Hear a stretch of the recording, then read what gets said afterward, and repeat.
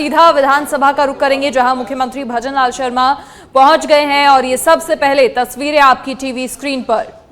CM Bhajanlal Sharma विधानसभा पहुंचे हैं। सबसे पहले तस्वीरें आप अपनी टीवी स्क्रीन पर देख रहे हैं।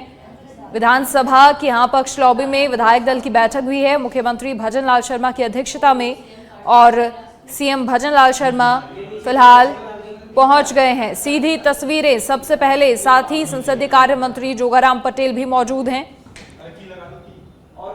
ये सबसे पहले तस्वीरें आप अपनी टीवी स्क्रीन पर देख रहे हैं। मुख्यमंत्री भजनलाल शर्मा विधानसभा पहुंच गए हैं। तस्वीरें आपकी टीवी स्क्रीन पर।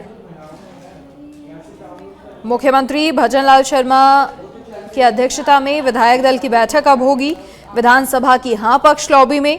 बजट सत्र को लेकर रणनीति बनेगी। सत्र के दौरान हर मंगलवार को विधायक दल की बैठक होती है और ऐसे में इसी कड़ी में आज एक बार फिर से विधायक दल की बैठक है। विधानसभा पहुंच गए हैं सीएम भजनलाल शर्मा। अधिक जानकारी के लिए पॉलिटिकल एडिटर लाल सिंह फौजदार फोन लाइन पर फिलहाल जुड़ गए हैं। लाल सिंह, तस्वीरें हम लगातार देख रहे हैं। मुख्यमंत्री भजनलाल शर्मा विधानसभा पहुंच गए हैं, क्या कुछ जानकारी? देखिए उनसे बिल्कुल आप तस्वीरों में देख रहे हैं, मुख्यमंत्री भजनलाल शर्मा पहुंच गए और विधायक दल की बैठक शुरू हो चुकी है। जो भी तमाम मंत्री विधायक पहले ही विधानसभा पहुंच गए और आपने देखा होगा तस्वीरों में जब मुख्यमंत्री भजनलाल शर्मा पहुंचे तो गेट पर स्वागत करने के लिए तमाम मंत्री मौजूद रहे। जवाहर सिंह बेडम, सुरेश सिंह रावत, गौतम दत्त, कन्हैयालाल चौधरी, डिप्टी सीएम प्रेमचंद बैरवा, तमाम विधायक मंत्रियों ने स्वागत किया। उसके बाद अब जो विधायक दल की बैठक है वो शुरू हो चुकी है। विधायक दल की बैठक में चूंकि रणनीति बनती है बजट सत्र में किस तरह का रोल करना है, किस तरह विपक्ष के हमलों को काउंटर करना है, कैसे सदन में एक ऐसा उदाहरण पेश करना है कि न कि वो मर्यादित रहे बल्कि क्योंकि जनता जनार्दन पूरा इसको देखती है किस तरह विधायक अपनी जन समस्याओं को, जो क्षेत्रीय जनता उनको उठारे, इसको सदन देखता है, यानी कि प्रदेश की पूरी जनता देखती है। तो ऐसे में लगातार भजनलाल शर्मा यही कहते हैं कि सभी की जिम्मेदारी है कि सदन को चलाना तो है ही, लेकिन सदन में इस तरह का व्यवहार करें, इस तरह की मर्यादा रखें ताकि एक बेहतरीन उदाहरण बनकर हम जनता के सामने पेश कर सकें। जी बिल्कुल लाल सिंह, इसी के साथ अब क्योंकि जैसा आपने बताया विधायक दल की बैठक शुरू भी हो चुकी है, हमेशा की तरह इस बार भी विधायक दल की बैठक हो रही है। आज सदन में कई सारे प्रतिवेदन भी रखे जाएंगे, उनके बारे में भी जरा जानकारी दे दीजिए। देखिए बिल्कुल, आज विधायक दल की बैठक के बाद प्रश्नकाल के साथ विधानसभा शुरू हो जाएगी और तमाम जनता से जुड़े हुए जो विधायक हैं उनके जो जनता से जुड़े हुए सवाल है वो विधायकों ने सदन में लगाए हैं। मुख्यमंत्री से जुड़े हुए विभाग हैं, डिप्टी सीएम प्रिया कुमारी से जुड़े हुए विभाग हैं, इन तमाम विभागों से जुड़े सवालों के जवाब 1 घंटे का जब प्रश्नकाल चलेगा तब विभागों के मंत्री रहेंगे सदन में। इसके साथ ही पत्र आदि रखे गए हैं, कुछ जो विधायी कार्य है वो संपन्न किए जाएंगे और लगातार इस दौरान जो विधानसभा में देखने को मिल रहा है वो ना मिले, इस पर भी इस बार विशेष ध्यान रहेगा। क्योंकि कल जिस तरह स्पीकर तक नजर आए थे और उन्होंने पूरी तरह से कहा था कि सदन नियम कायदों से चलता है और यहाँ मर्यादा की पूरा प्रदेश देखता है, जनता देखती है, मर्यादा की पालना करे। उन्होंने इसके लिए कल दिशा निर्देश दिए। आज इस पर भी नजर रहेगी किस तरह तमाम विधायक इन दिशा निर्देशों की पालना करते हैं। जी चलिए, शुक्रिया लाल सिंह जानकारी साझा करने के लिए आपका। तो तस्वीरें भी सबसे पहले आपको दिखाई हैं। विधायक दल की बैठक फिलहाल शुरू हो गई है विधानसभा की यहाँ पक्ष लॉबी में। विधायक दल की बैठक मुख्यमंत्री भजनलाल शर्मा की अध्यक्षता में हो रही है।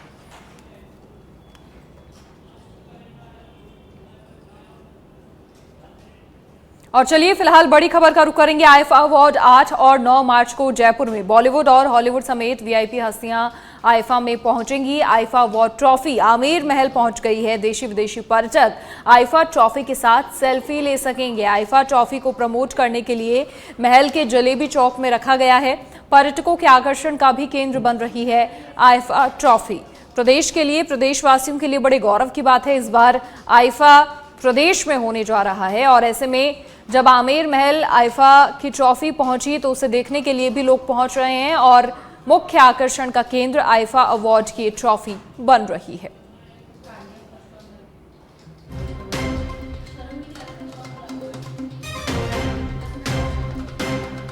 और जयपुर के विद्याधर नगर थाना इलाके में 1.5 करोड़ की लूट मामले में अपडेट अब आपको बता दें। बड़ी जानकारी, जांच में मुख्य अभियुक्त नौकर का असली नाम इंद्रजीत कुमार गुप्ता निकला। विद्याधर नगर थाना पुलिस ने 2 अन्य साथियों की पहचान की। राधेश्याम मंडल और अशोक मंडल के रूप में पहचान हुई है।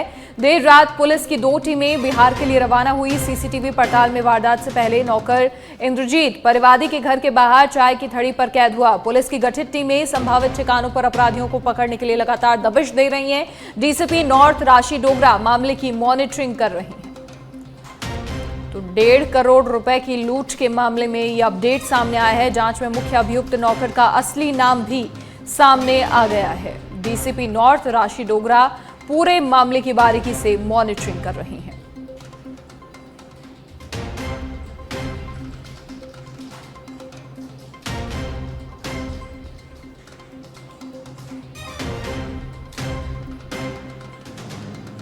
तो जयपुर के विद्याधर नगर थाना इलाके में 1.5 करोड़ की लूट हुई है और उसी मामले में अपडेट।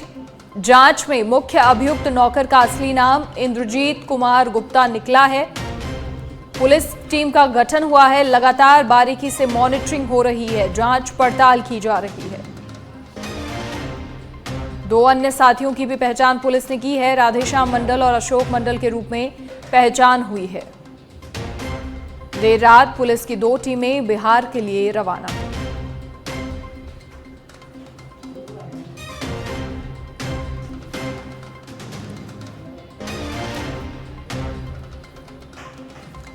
अधिक जानकारी के लिए सहयोगी राकेश फोन लाइन पर जुड़ गए हैं। राकेश, क्या कुछ पूरी जानकारी? देखिए, बड़ी लूट की वारदात को अंजाम दिया गया है, पूरी प्लानिंग और प्लॉटिंग रही होगी, पुलिस टीम का गठन हो गया है, लगातार मामले में जांच पड़ताल जारी है, हर एक एंगल से इस मामले की जांच पड़ताल हो रही है, क्या कुछ अपडेट?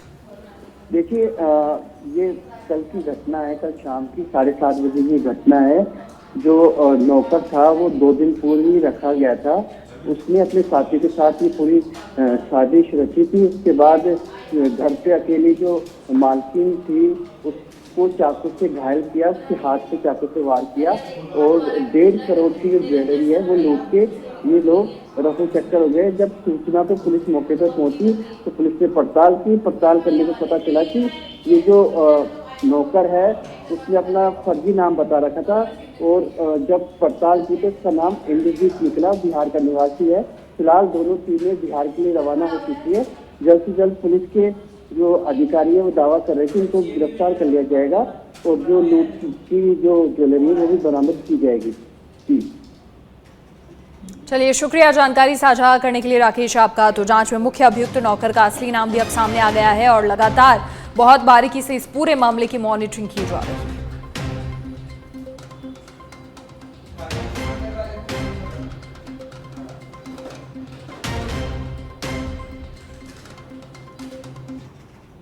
और खाटू श्याम जी फागुनी मेले का आज 5वां दिन है। खाटू श्याम जी में दूसरे दिन भी कस्बा बंद रहा। खाटू श्याम जी में व्यापारियों का धरना हालांकि लगातार जारी है। मेले में प्रशासन की व्यवस्था से नाराज हैं व्यापार मंडल के लोग और विरोध लगातार जारी है। संपूर्ण खाटू श्याम जी का बाजार बंद है। प्रशासन और व्यापारियों के बीच वार्तालाप भी बेनतीजा साबित हो रहा है। स्थानीय लोगों को आधार कार्ड की पहचान पर मिले आने जाने की एंट्री सहित 21 मांगों का पत्र सौंपा गया है। मेले में प्रशासन की अधिक सख्ती और पूरे खाटू के रास्तों को बैरिकेड से बंद करने से व्यापारी खासा नाराज नजर आ रहे हैं। तो ऐसे में खाटू श्याम जी में व्यापारियों का धरना लगातार जारी है। बड़ा लक्खी मेला है, देश दुनिया से लोग यहां पर पहुंचते हैं, भारी भीड़ भी लोगों की होती है। ऐसे में प्रशासन ने जो व्यवस्थाएं की हैं उन व्यवस्थाओं का असर वहां के व्यापारियों पर पड़ रहा है। आने जाने के लिए उन्हें रास्ते नहीं मिल रहे हैं।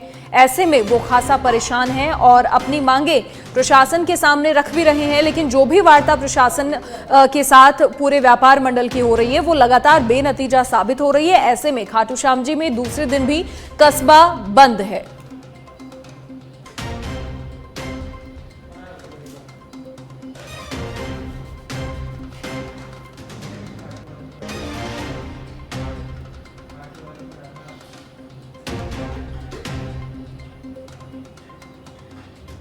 तो लगातार संपूर्ण खाटू श्याम जी का बाजार बंद है। प्रशासन और व्यापारियों के बीच बातचीत विफल साबित हो रही है।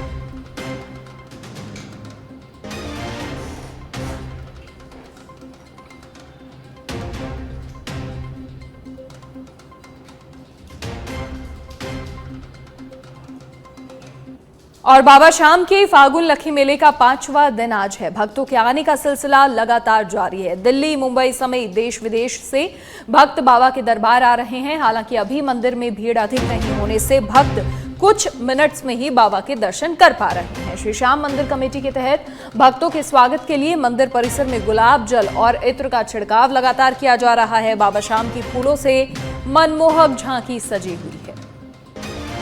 तो देश दुनिया से लगातार बाबा श्याम के भक्तों के पहुंचने का सिलसिला जारी है। फागुन लखी मेले का 5वां दिन है और बाबा के दरबार में लगातार भक्त हाजिरी लगाने के लिए पहुंच रहे हैं।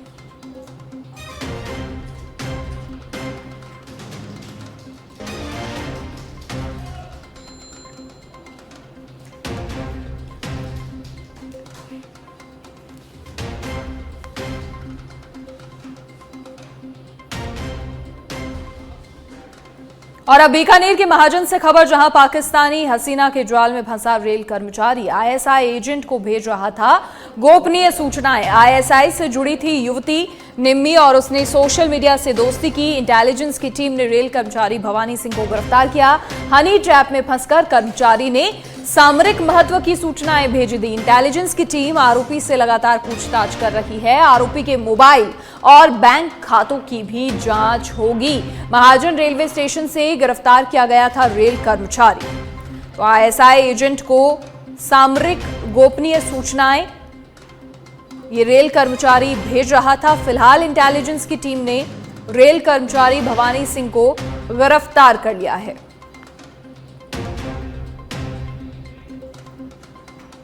बीकानेर में स्वास्थ्य विभाग की कार्रवाई, 1160 किलो मावा नष्ट करवाया गया। कमल कॉलोनी स्थित प्रीति कोल्ड स्टोर पर यह कार्रवाई हुई। बड़ी जानकारी, शुद्ध आहार मिलावट पर वार के तहत कार्रवाई हुई। सीएमएचओ डॉक्टर पुखराज साथ भी कार्रवाई के दौरान मौजूद रहे। कुल 6 सैंपल जांच के लिए प्रयोगशाला भेजे।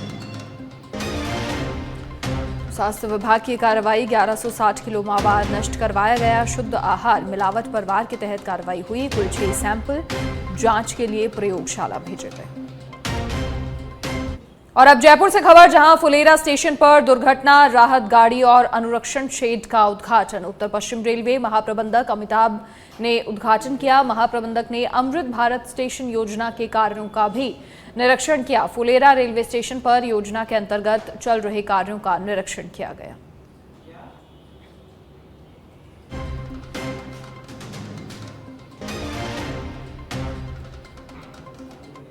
और जयपुर में राजस्थान स्वास्थ्य विज्ञान विश्वविद्यालय आरयूएचएस के कुलपति पद पर महाराष्ट्र के डॉक्टर प्रमोद येवले की नियुक्ति हुई है।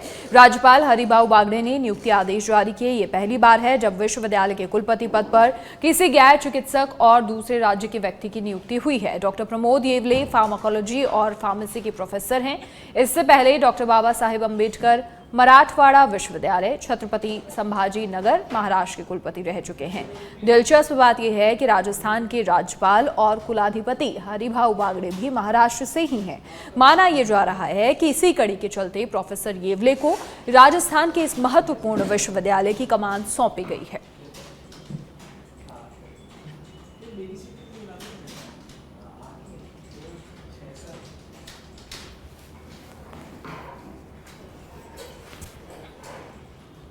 और अब बांसवाड़ा से बड़ी खबर, जहां 2 दिन पूर्व नहर में बहे ऑटो चालक का शव मिला है। घटनास्थल से करीब 15 किलोमीटर दूर चड़ला गांव में शव मिला है। शव मिलने पर रेस्क्यू टीम और पुलिस ने राहत की सांस ली है। मृतक के शव को बांसवाड़ा लाया गया, जिला मोर्चरी में रखवाया गया। शादी समारोह में जाने के दौरान टेम्पो के पलटने से ऑटो चालक पानी में बह गया था और अब 2 दिन बाद शव मिला है।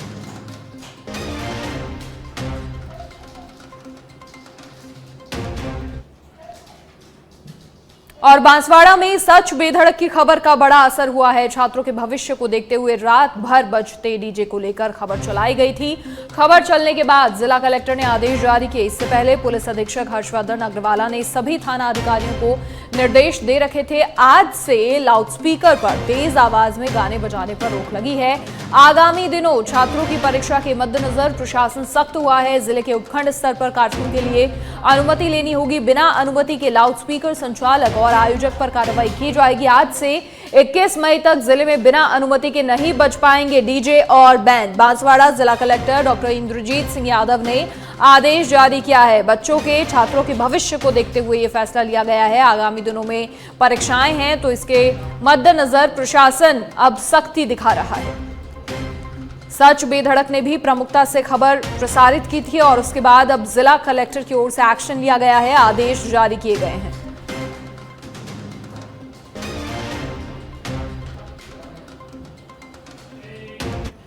सड़क दुर्घटनाओं में घायल लोगों को अब सरकारी और निजी अस्पतालों में 1.5 लाख रुपए तक का कैशलेस इलाज मिलेगा।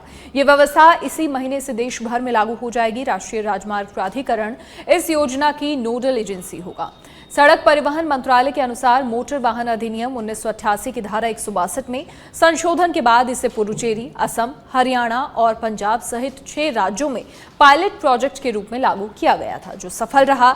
अब इसे पूरे देश में लागू करने का फैसला लिया गया है।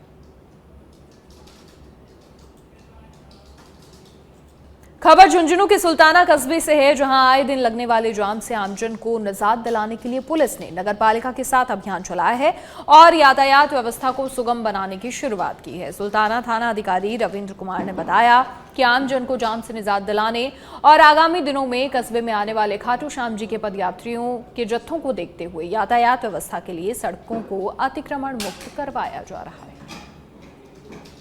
कस्बा सुल्ताना से होकर गुजरने वाली श्याम पदयात्रा को देखते हुए नगरपालिका सुल्ताना ईओ के नेतृत्व में आज संपूर्ण कस्बे में तथा मेन रोड पर बस स्टैंड से लेके टेकड़ा बस स्टैंड तक तथा मुख्य बाजार में अतिक्रमण हटवाने की कार्रवाई की गई, जिसमें श्रीमान ईओ साहब द्वारा सभी दुकानदारों को जिन्होंने अतिक्रमण कर रखा है उनको समझाइश की गई कि 2 दिन में आप अपने अतिक्रमण हटा लें तो और उनको अन्यथा अगर नहीं हटाएंगे तो कानूनी कार्रवाई उनके खिलाफ की जाएगी इत्यादि समझाइश कर बाद इमदाद कर हाजिर था। पालिका में पुलिस प्रशासन के साथ मिलकर अतिक्रमण के विरुद्ध संयुक्त कार्रवाई की गई है, जिसमें मैन बस स्टैंड से लेकर टेकड़ा तक और भरतपुर क्षेत्र के आसपास स्थित कई गांवों में हुई तेज बारिश और ओलावृष्टि से किसानों की फसल बर्बाद हो चुकी है।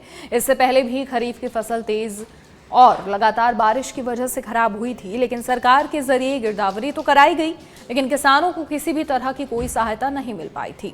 अब ऐसे में सीएम भजन लाल शर्मा ने गत दिनों भरतपुर कलेक्ट्रेट ऑफिस में अधिकारियों की मीटिंग लेकर उन्हें नुकसान के सर्वे के लिए निर्देशित किया है।